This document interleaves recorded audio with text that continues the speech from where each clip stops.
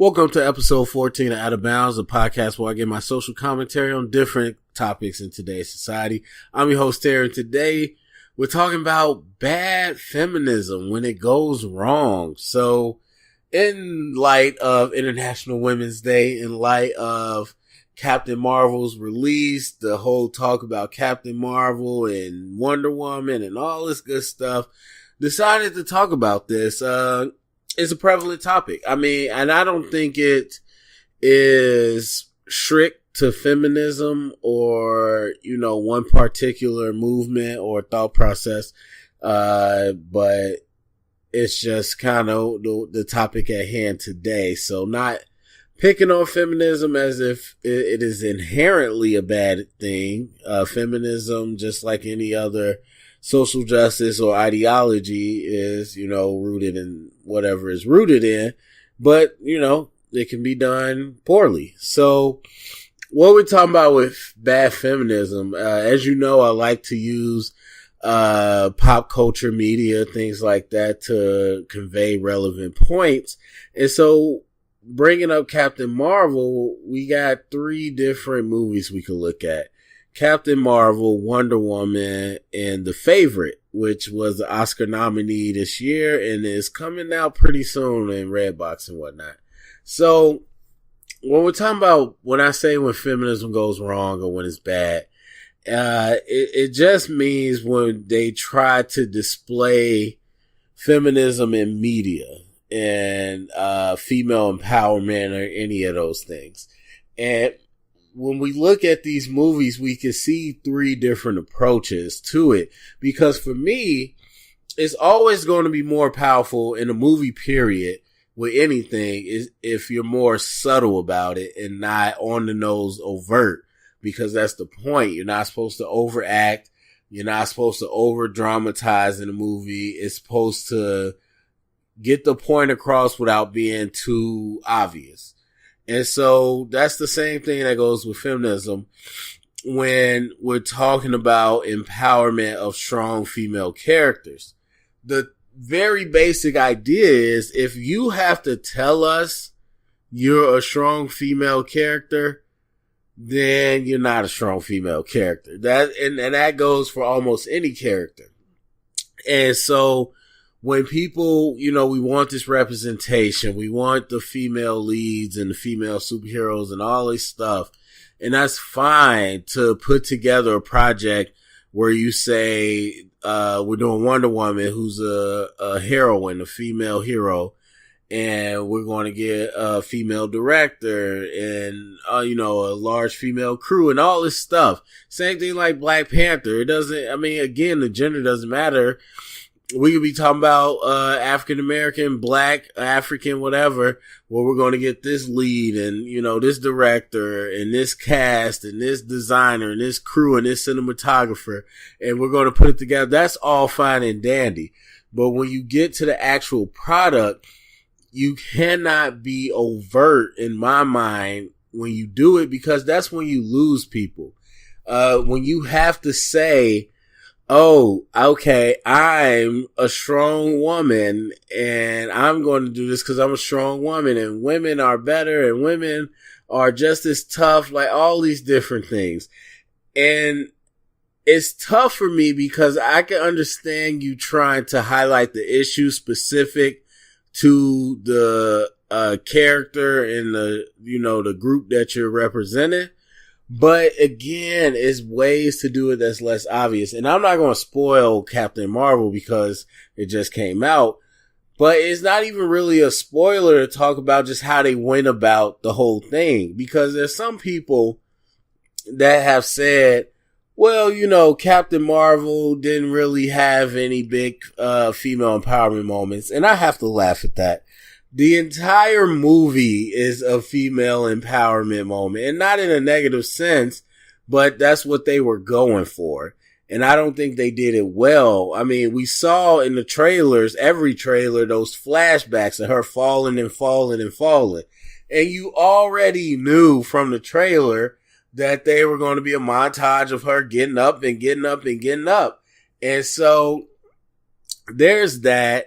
But then within those flashbacks, again, I don't think it's super spoiler to say a lot of it is people, mostly men or all men, doubting her, telling her what she can't do. And it's so on the nose. It's so cheesy.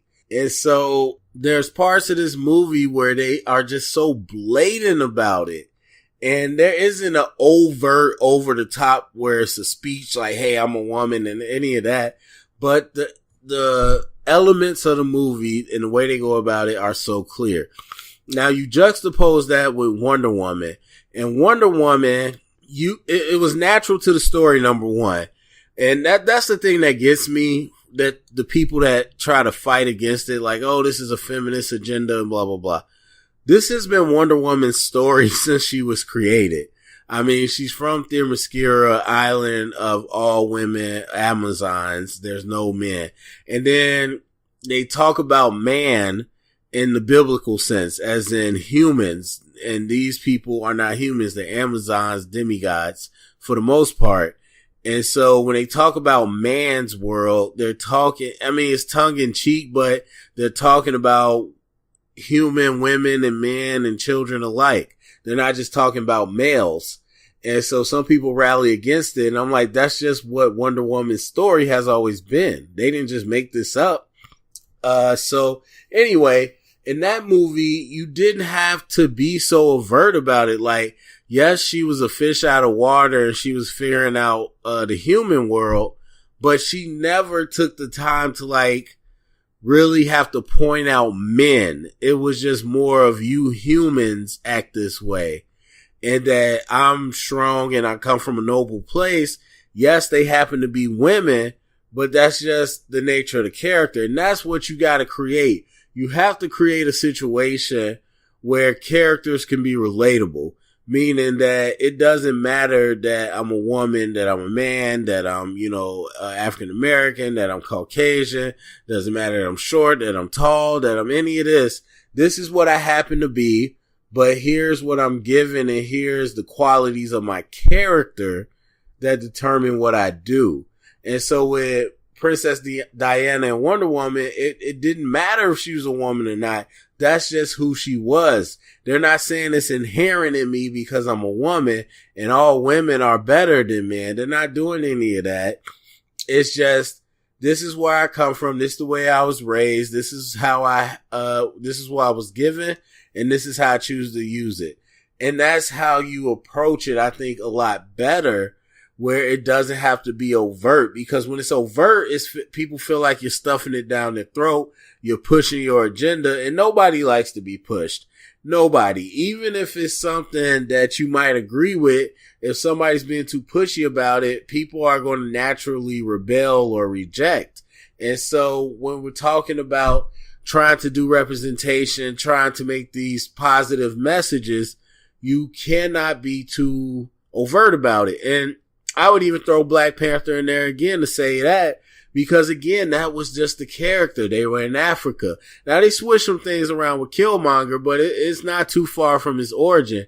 A lot of it isn't, blacks are the superior. I mean, there was a couple moments that was a little iffy, but for the most part, it wasn't like blacks are the superior or Africa is superior, all this. It was just the nature of the character, and you let the elements of the story kind of make a message. And I think Wonder Woman followed that same suit. Or Wonder Woman came out first, of course, but I think they both were in that same area. Whereas Captain Marvel, it was kind of that cheesy TV show special where they just have to really point out, like, hey, she's a woman. Hey, she's powerful.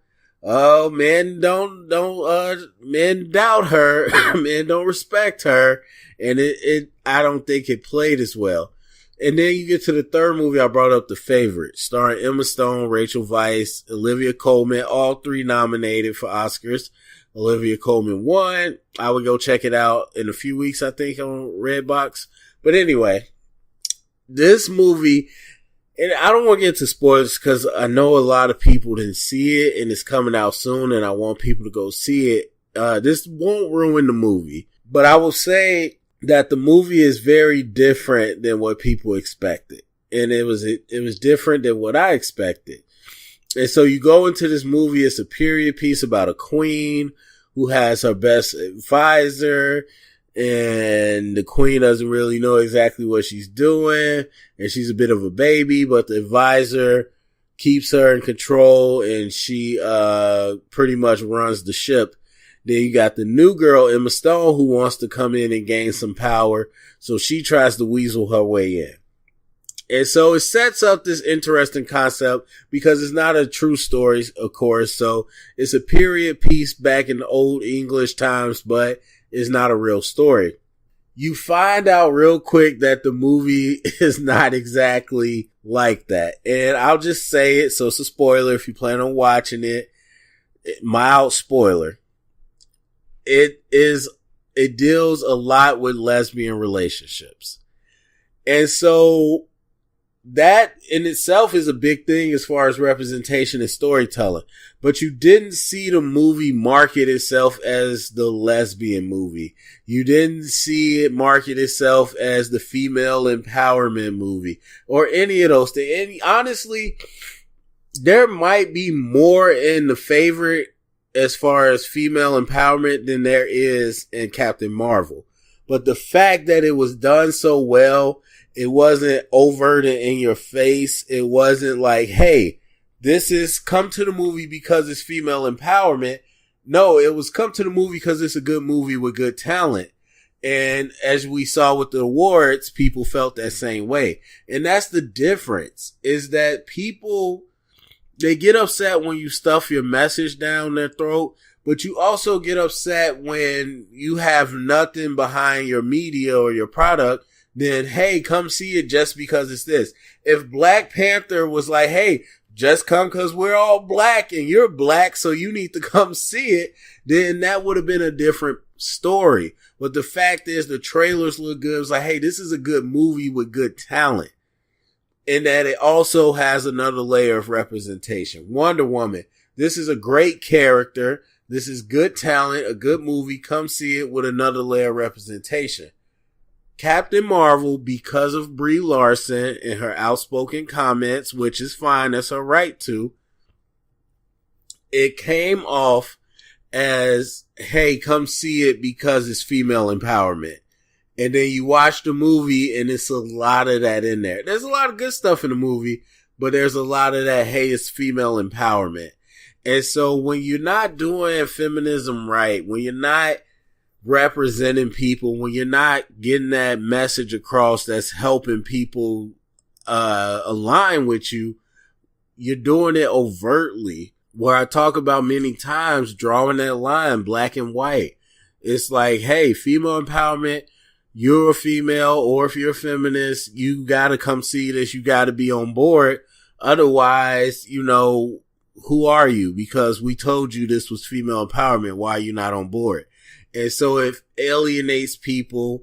It makes people feel like you're trying to force them into a situation and all that. Now, at the end, it's a superhero movie. It's an MCU movie. All that stuff is not egregious, but again, it's just not the proper way to go about any message, but particularly feminism in this case. So anyway, that's my thoughts on the whole issue. Go to the comment section. Let me know what you think about it. What you think about those different movies and kind of portraying feminism in the media. All those things shared around the conversation started. Thumbs up, subscribe, and until next episode.